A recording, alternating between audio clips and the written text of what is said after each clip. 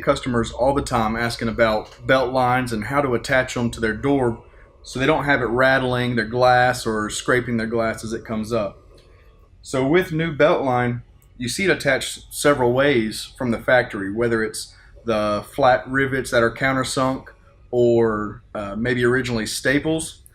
But one thing that we're going to do is show you how to glue them on if you don't want to do either of those. So today what we're going to do is use a 3M urethane adhesive to apply it to our door analog and show you how that's done. So I think the easiest way to do this is to put some of the adhesive on a piece of cardboard or something, and we're going to use a popsicle stick to spread it on.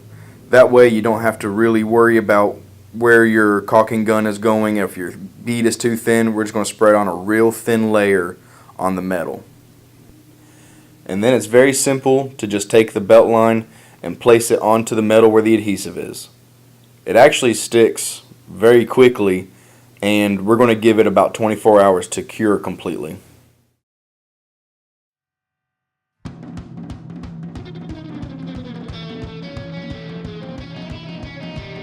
If you like this video, make sure you give it a thumbs up and subscribe. Check out our website for any other how-to videos, and check out all of our social media platforms.